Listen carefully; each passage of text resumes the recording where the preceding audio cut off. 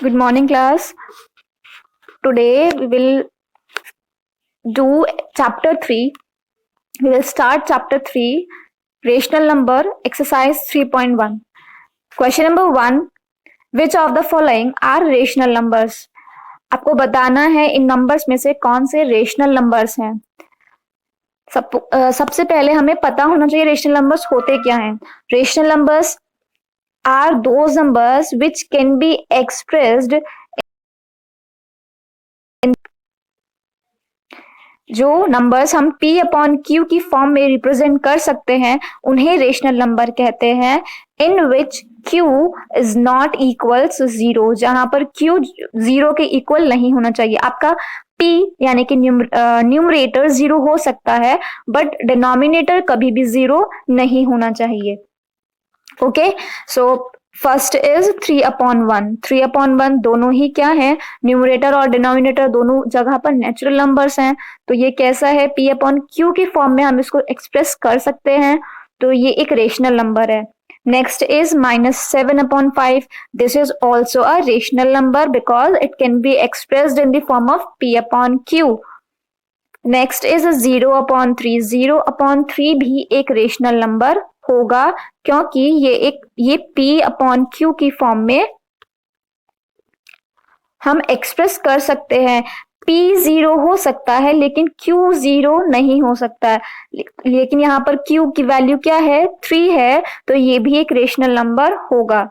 Next is -8/-1. This is also a rational number. This is 0/0. इसमें p की value भी 0 है और q की वैल्यू q के प्लेस पर भी क्या आ रहा है, 0 आ रहा है. सो this is not a rational number. Same as in the case of 9/0, this is also not a rational number. Now come to the next question. Question number 2. Write the following rational numbers as integers. आपको इन सब numbers में बताना है कि कौन से integers हैं. Integers वो numbers होते हैं जिन्हें हम माइनस या सभी नेचुरल नंबर जो नेगेटिव या पॉजिटिव साइन लिए होते हैं उन्हें हम इंटीजर्स कहते हैं. सो दिस इज -8/-1. ठीक है, माइनस से माइनस कैंसिल हो जाएगा. 8/1 इज इक्वल टू 8. 8 क्या होगा, एक पॉजिटिव इंटीजर होगा. This is 0/-2. -2 से हम 0 को डिवाइड करेंगे, we will get 0 and 0 integer नहीं होता है. This is -11/1. And you can find among all these rational numbers which are integers and which are not. Question number 3. Identify the following negative or positive rational numbers. इनमें से हमें बताना है कि कौन से rational numbers negative हैं और कौन से positive हैं.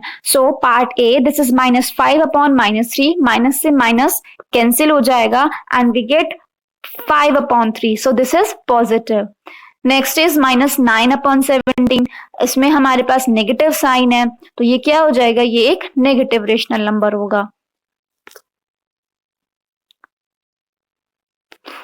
इसी तरह से आप बचे हुए पार्ट्स भी में आइडेंटिफाई कर सकते हो कि कौन से नंबर्स पॉजिटिव हैं और कौन से रेशनल नंबर्स नेगेटिव होंगे.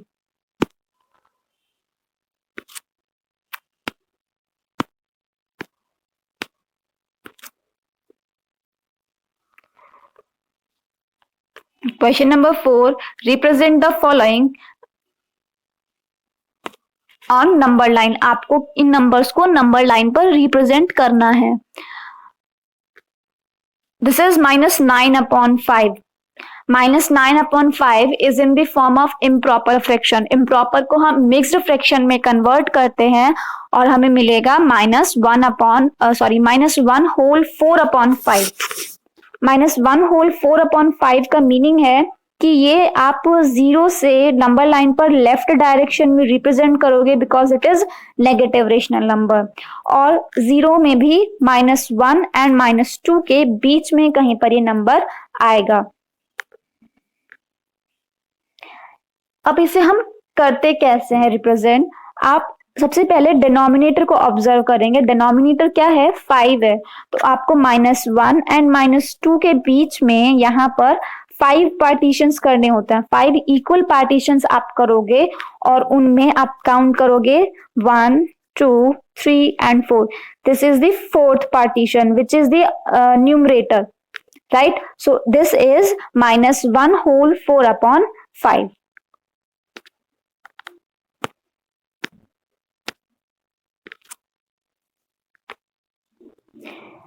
Same as you can do C and D part of the same question. Now come to the next question. Question number 6. Express the following in standard form. आपको इन्हें एक standard form में represent करना है. मैंने B part solve किया है, that is minus 14 upon minus 49. minus 14 and minus 49. आप अगर 14 और 49 का HCF find करोगे, so you will get 7 as the HCF of 14 and 49. आप इन दोनों नंबर्स को 7 से डिवाइड कर सकते हैं. This is 14 upon 49. जब आप इन दोनों को 7 से डिवाइड करेंगे, so you will get this is 2 and upon 7, right. दोनों नेगेटिव साइंस आपस में कैंसिल हो जाएंगे and you will get 2 upon 7. So this is the standard form of minus 14 upon minus 49. As this, you can do the remaining parts of this question. Next question is find the absolute value of the following. आपको इनकी absolute values find करनी है. Absolute values हम कैसे find करते हैं? Like A part, this is 7 upon 10. We can write it into the mode, and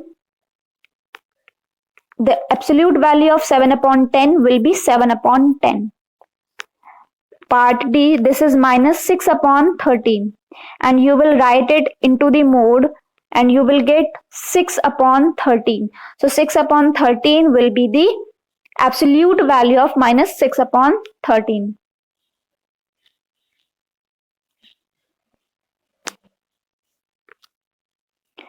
next question is write the first 4 multiples of the following. आपको first 4 multiples इसके बताने हैं. कैसे फाइंड करोगे?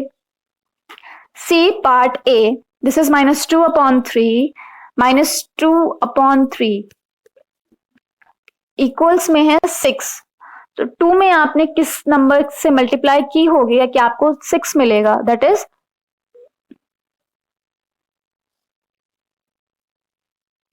that is 3. So you have to multiply by 3 with the numerator denominator also, and you will get upon 9. Here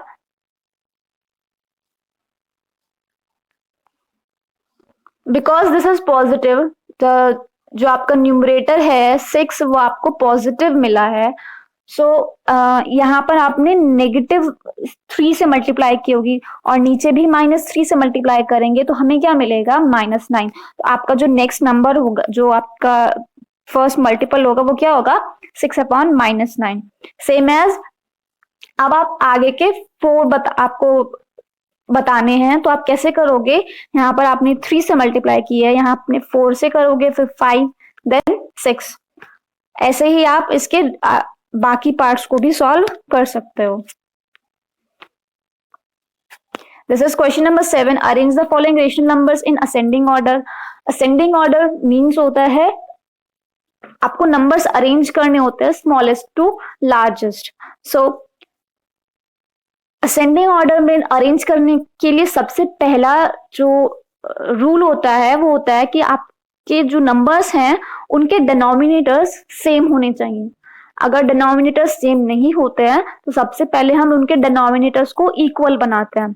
like in A part 15, 5 and 6. So we will take LCM of all these denominators and we will get 30. 30 हमारा LCM आया इन denominators का.